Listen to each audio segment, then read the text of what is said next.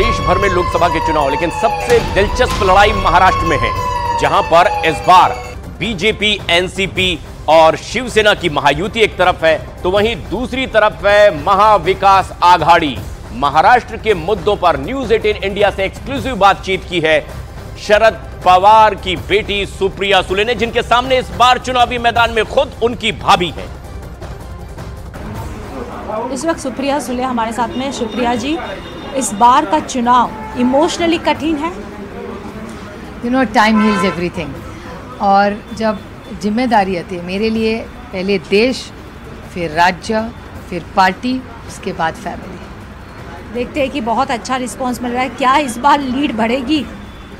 अभी लोग तय करेंगे।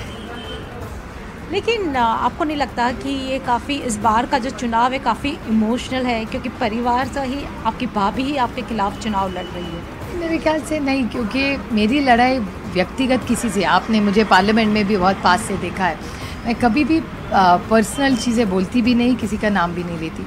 मेरी लड़ाई वैचारिक है और पॉलिसी लेवल पे है। तो मेरे ख्याल से ये इमोशन से जोड़ना किसी भी व्यक्ति के लिए गलत होगा। वी आर ऑल प्रोफेशनल्स, जैसे आप भी एक प्रोफेशनल काम करती है, आप थोड़ी इमोशंस दिखाने का कहाँ हम सबको हक है। क्या आपको लगता है कि ये विचारधारा की लड़ाई है या फिर क्या है? मेरे लिए तो विचारों की और पॉलिसी की लड़ाई है, क्योंकि जो गलत फैसले केंद्र सरकार ने लिए, जैसे किसानों के लिए हो, शिक्षण में हो, आरोग्य सेवाओं में हो, नहीं तो कामगारों के लिए हो, ये सब जो केंद्र सरकार के निर्णय हैं वो गलत है मेरी ख्याल से। और इसमें किसान सबसे ज़्यादा, किसी को पीड़ा इस सरकार में हुई है तो वो किसानों को हुई है। और इस बार कितनी सीटें लग रही है आउट ऑफ 48 महाराष्ट्र में? हमारा यूपीए का परफॉर्मेंस, इंडिया अलायंस का तो परफॉर्मेंस अच्छा ही होगा। लेकिन बीजेपी का ये कहना है कि इंडिया अलायंस के पास कोई पीएम पोस्ट के लिए कोई है नहीं, इसलिए वो अनाउंस नहीं कर रहे हैं। मनमोहन सिंह जी के वक्त पे क्या था, वहाँ तो अटल जी से लड़ाई थी, बहुत बड़ी लड़ाई थी। और अटल जी इस देश के बहुत बड़े नेता, वरिष्ठ नेता, हमारे लिए बहुत प्यारे नेता।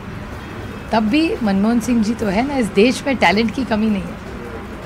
एक पुत्री के नाते क्या आप अपने पिताजी को पीएम पोस्ट पे देखना चाहोगे? नहीं, मेरे फादर तो किसी भी रेस में नहीं अभी। लेकिन आपकी कभी इच्छा नहीं हुई कि वो इतने दिग्गज हैं महाराष्ट्र की राजनीति में इतने सालों से, and every party respects him, तो कभी नहीं लगा कि अरे he is a suitable person for the prime minister post?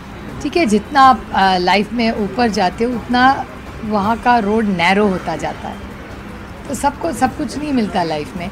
लेकिन जिस तरह से 14 बार इस देश के लोगों ने उनको चुन के दिया है, और ऑलमोस्ट अभी 60 साल होने को आए कि वो राजनीति में, एक्टिव राजनीति में रहे हैं, और आज भी उनका नाम मायने रखता है, लोगों का प्यार है, विश्वास है, यही हमारे लिए ज़्यादा मायने रखता है।